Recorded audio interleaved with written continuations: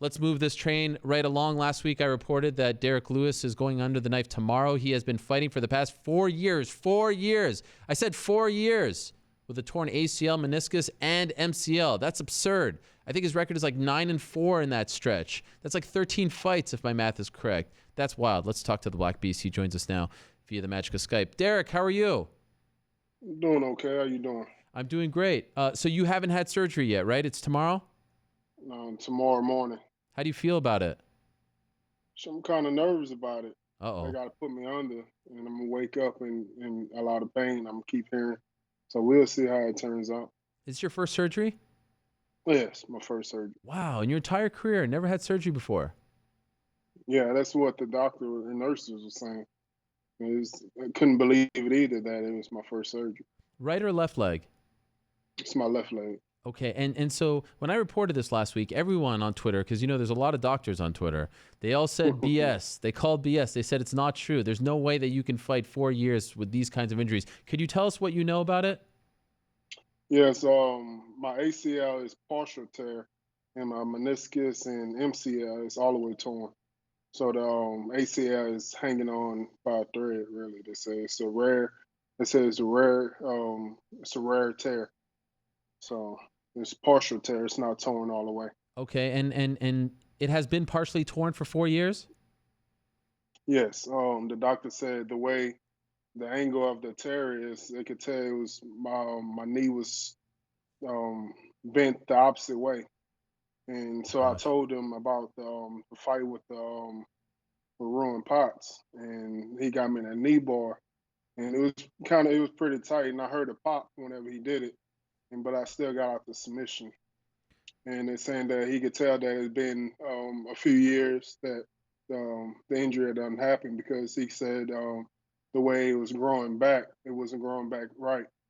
So it was like he could tell that it had been some time the injury happened. So that fight against Potts was UFC 184, February of 2015. That's the card where Ronda Rousey fought Kat Zingano. That's a long time ago. Since then, you've had all these big fights. You fought for the belt. Was it not hindering your abilities? Did you not were you not bothered by it? Yes, it was, especially like the takedown, and especially if I had the hobble on my left leg and try to stop the takedown, it would just give out on me. It would be way too weak for me to just stand up on. So what was the breaking point that forced you to go see the doctor? Right after the DC fight, because I couldn't stop the takedowns for nothing in the world, and so that was the reason, because I didn't have any strength in my leg. Do you feel like the DC fight would have gone differently had you had a healthy leg? I believe so. Even whenever I was on my knees, just before he hooked in the submission, I usually try to explode out of that situation, and so they won't have a chance to grab my neck submission like that. But I went too slow, and he got my neck pretty quick. Okay, and so what happened just prior to the JDS fight? You just had that fight, but a couple of weeks before you injured it even worse? I don't think it happened either worse. It was just that I wanted to step my training up before the JDS fight, and so we was doing a lot of things that I usually don't do in training, and it was really bothering me, And I told my coaches and everything. I said, "Man, my knee is still pretty weak." So I always been telling my coaches, like for months, even years, I always tell them that my knee is weak, and usually my back is bothering me. But my back has been pretty good. It's just my knee been really bothering me a lot more. I guess it have got worse over time. But and so we had went to the doctor 2 weeks before the fight and did an X-ray and stuff like that.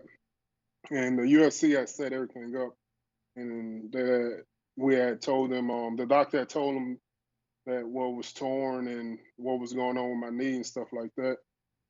And the UFC, all they was worrying about if I was still going to fight. And I told them, "Yeah, I'm gonna fight, so don't worry about it. Yeah, don't worry about it." And they called again the next day and asked me if I'm still going to fight. I said, "Yeah, I'm still going to fight." I said, "Don't ask me no more. I'm gonna still fight." Wow. Is it true that your coach, Bob Perez, was trying to get you to not fight? Was he worried about the state of your leg? Yeah, he didn't want me to fight. Another one of my coaches didn't want me to fight, but I told him I've been fighting like this for a long time now. I've been feeling the same way for a long time. There ain't no way I'm going to back out now, especially 2 weeks before the fight. So I pulled out before due to an injury or fighting. I was in a real bad state of mind right after that. Right. You just don't like doing that. Yeah, I hate doing it. What did it feel like in the fight itself against JDS? Um, every time I try to throw my pump fake, anything kind of faking, that's usually why I couldn't really do any type of pump faking. Even whenever I try to throw my hook on my front leg, it was like so much pain every time, and I Wow. couldn't really go forward. I saw you And even, so that's why I was all on the damn fence. but I saw you throw like a couple of head kicks in that fight. How were you able to do that? Yeah, that's the part of, I guess that's the partial tear in the ACL that still allow me to do that. That is But wow. trust me, I was in a lot of pain. I'm always in a lot of pain whenever I do it. And I also know it's a lot of reason because of my weight also. Right. You've also you just mentioned the back. You've been dealing with a back issue for a while. Do you feel like the back issue is connected to the knee issue? Like maybe you were overcompensating in one Come, area? yeah, that's what the doctor had said too. Oh, Um, because they already had told me like whenever I got my back fixed, worked out and everything, they were saying that something is wrong with my left leg. And he just thought maybe it's because I'm not stretching right. And so I thought maybe because I wasn't stretching either. Usually whenever I go to the gym, I just straight hitting pads or whatever. I don't even stretch. And so I thought that's where it came from, just not stretching. so you will hopefully have a successful surgery tomorrow, and they've told you that the recovery time is how long? 4 to 6 months. That's with rehab and everything. Okay. You gonna I mean, maybe this is just what the doctor ordered in a weird way because you have been fighting a lot, right? And you've talked about wanting a bit of a break. So is there a part of you that's looking forward to this break? They can't call you when you're recovering from knee surgery, right? Yeah, ain't no telling though. Ain't no telling. It's the UFC. So I feel like they're gonna they call you probably next still week. will call me. They still will call me and try to get something booked. Maybe in November or sometime and still try to get me to fight then. They love But you. we'll see. Yeah, that's cool that they love me, but let's see how long they love me though. I know I got to get this next win for sure. Right. What did you like looking back on the fight against JDS? Do you just chalk it up to the knee? Were you just not there? I felt like I just felt like that I had that fight too. It's real frustrating because I know what type of training we went through and that body kick to the kick to my body, I just lost the wind out of me right there. But whenever he kicked my knee and my leg, Hmm. and that's whenever I really couldn't feel my knee anymore, my leg Oh, anymore either.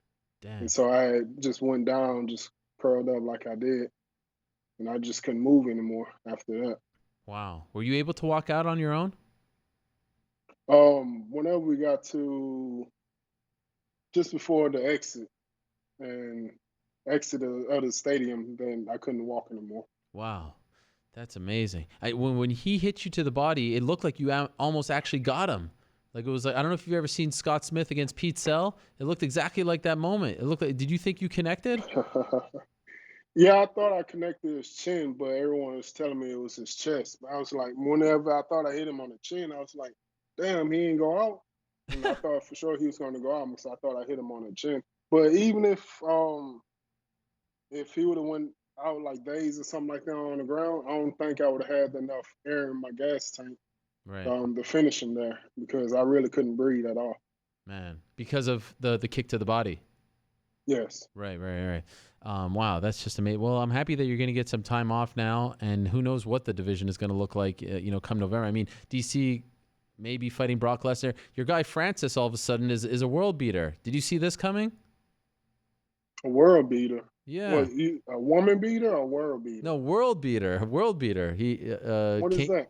like he's beating Cain Velasquez. He beat Curtis Blades.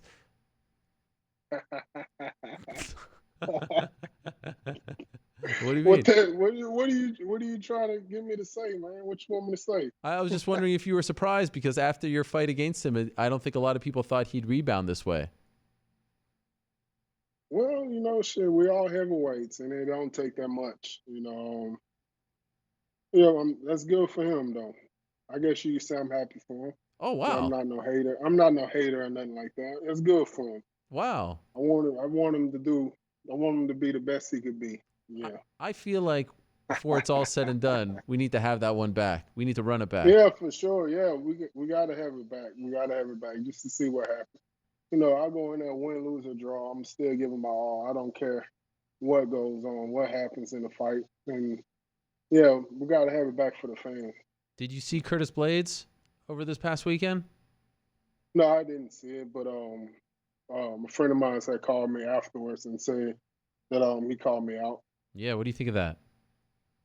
Yeah, that's fine. Whenever I get back healthy and everything, and it should be the best. I should be in the best shape of my life whenever I come back because I'm really focused on my weight and just martial arts. Period. Come out there and really get the fans something to look forward to. How For much weight sure. do you want to lose? At least 40 pounds, Whoa, really? How much you weigh right now? 290. So you want to be 250? Yeah, 250 be the ideal weight. So I'll be in the bed at least a month straight. Right. So hopefully I lose some weight then, but Popeyes don't deliver, so we'll see what happens. I heard you were kind of down on Popeyes. No, I'm not down on it. I just haven't had it yet. You Since still haven't cashed in on that? not yet, not yet. What are you waiting for? You got so much money, you don't need the free food anymore, huh? Yeah, I know. I have been acting bougie lately, though. I know. Forgive me for that. I've Yeah. noticed. You're back down to earth? Yeah. I miss Yeah, the I'm old back Derrick. now. The old Derrick would text me back. Now I have to go through Lou. I've got to go through this guy. You're all big time now. Yeah, Mike Tyson. Mike Tyson hit me up a few days ago, Really? and I told him, man, you got to talk to Lou. What did he hit you Hit up up for? Lou. I don't know. He told me, how can I get in touch with you? I said, man, you got to hit up Lou. Mike Tyson reached out and you sent him to Lou, your manager? Yeah. Why? You don't want to talk to Mike Tyson? No, it's levels to this. You can't just come out and reach out to me personally. You know that. Mike Tyson's a Johnny come lately. Yeah, I don't know, man. Hey, it could be some troll or something. I say, hey, just hit up Lou. So I sent Damn. him Lou number. I sent him Lou number. Did he reach out to Lou yet? Lou just said that it's probably something that he probably just want to train me or something like that, show me something. Whoa. So Mike he Tyson. does it. Iron Mike. Yeah. That's a big deal. Yeah, it's okay, man. It's not boxing, is it? Wow. Did we lose him? Derrick, are you still there? It's probably Mike Tyson. He's mad that he sent him to his manager. That's crazy. Mike Tyson reached out to me to help me with something. I'm probably taking that call. All right. Well, it looks like we lost Derrick here. Could we reconnect with him quickly? Because I'd like to say goodbye properly. But in a matter of seconds, we're going to be joined by Curtis Blades. Oh, I think he might be back. He's going to be joining us coming off that big win over Justin Willis this past weekend in Nashville, Tennessee. That was in the co-main event of the Anthony Pettis fight.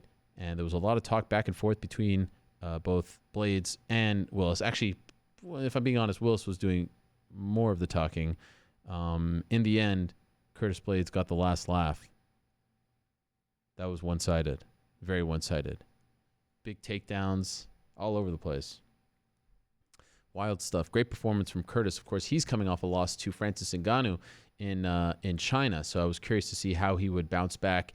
And he bounced back with flying colors, as they say.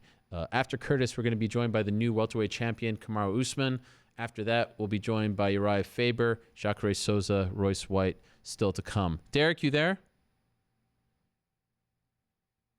Yes. Okay. Yeah, I just didn't want the interview to end on that note. But that is great stuff. I hope you have a great surgery tomorrow. I hope it's successful. You make a quick comeback. You take some time off. Here. You can hear me? I can hear you. Yeah, I can hear you.